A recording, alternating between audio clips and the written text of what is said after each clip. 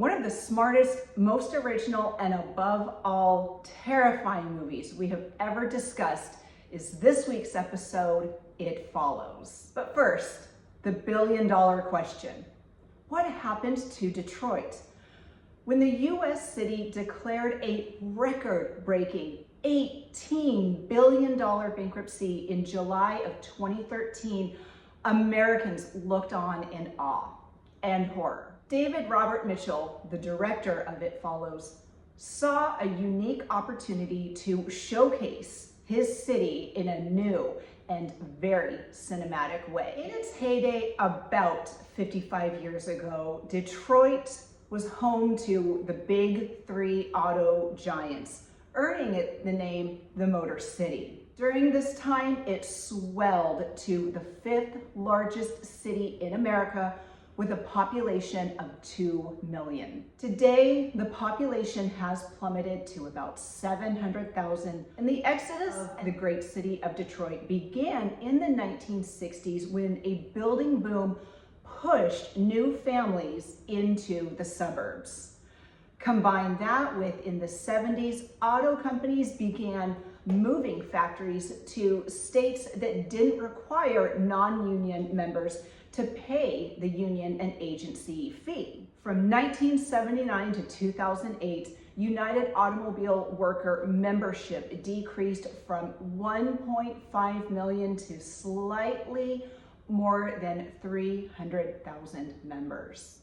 Shortly after the city declared bankruptcy, It Follows began production in late 2013, and it used a wide-angle lens to give the film its expansive, dreamlike look. And director David Robert Mitchell cited the works of greats George A. Romero and John Carpenter as influences on the film's compositions and visual aesthetic. And that soundtrack is creepy, effective, yet so simple. So from the beginning to the end of It Follows, Detroiters will recognize their hometown, both the downtown, the suburbs, and everything in between, including legendary 8 Mile. As the camera eerily tracks across a tree-lined street in It Follows' opening shot, we see the typical red brick ranch homes that dot Detroit suburbs. We even learned that as kids, the teenagers were forbidden from crossing 8 Mile Road and entering the city proper. This one moment, this one scene is the only scene in the movie, and it comes fairly late, that really anchors the movie to its location.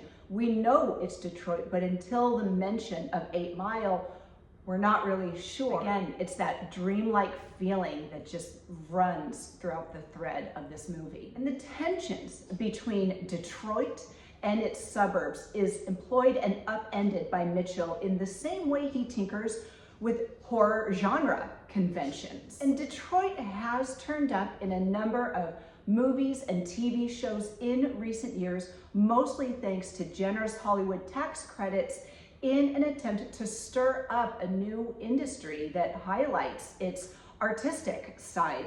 And cinematographers have taken advantage of this and, understandably enough, lingered upon Detroit's very photogenic ruins, many of which are showcased in It Follows. Now, if you haven't seen It Follows, the scary part, without getting too much away, is a sort of curse that's sexually transmitted by a mysterious entity that, you guessed it, follows.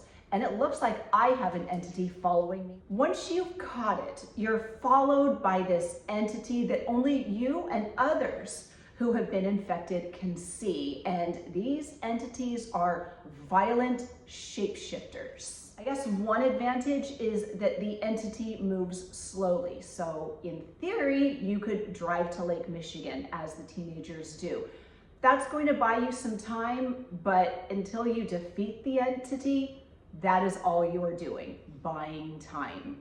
And it never stops in its pursuit. And the only way to shake the curse is to pass it along to someone else. Jay, Hugh, Greg, and Paul attempt to confuse the entity by passing the virus to as many people as possible in hopes that it won't come back to them. We see it, hopefully, work out for Jay and Paul, but Greg was not so lucky, and I guess as long as Jay and Paul keep the entity away, Hugh will also be okay. Quite a premise seemingly complementary to images of Detroit's desolation, Mitchell makes the city's suburb even more sinister than the city itself, because the entity pretty much resides in the suburbs and the colleges and the Northern Lake communities of Michigan.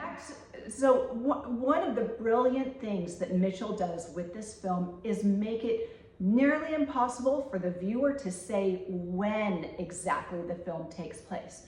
We have current shots of Detroit's ruins, but we also see the teenagers watching TV on a black and white TV.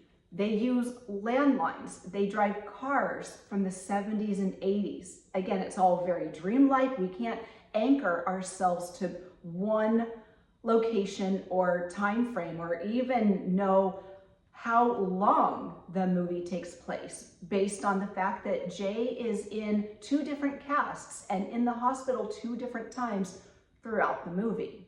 And while the entity is obviously an AIDS metaphor, the unstoppable forces of decay as an allegory of the widespread suburban fear of the city itself.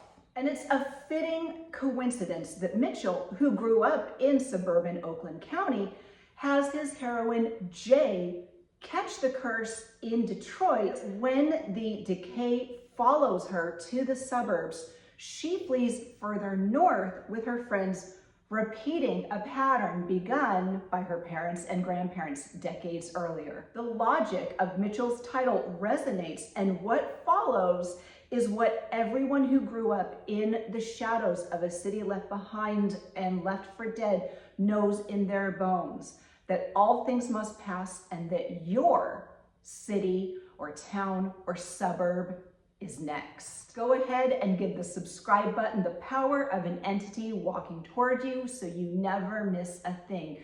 We are enjoying these Halloween episodes. Up next is another modern American classic horror, 2019's Us, by the fantastic director Jordan Peele. You're not going to want to miss it.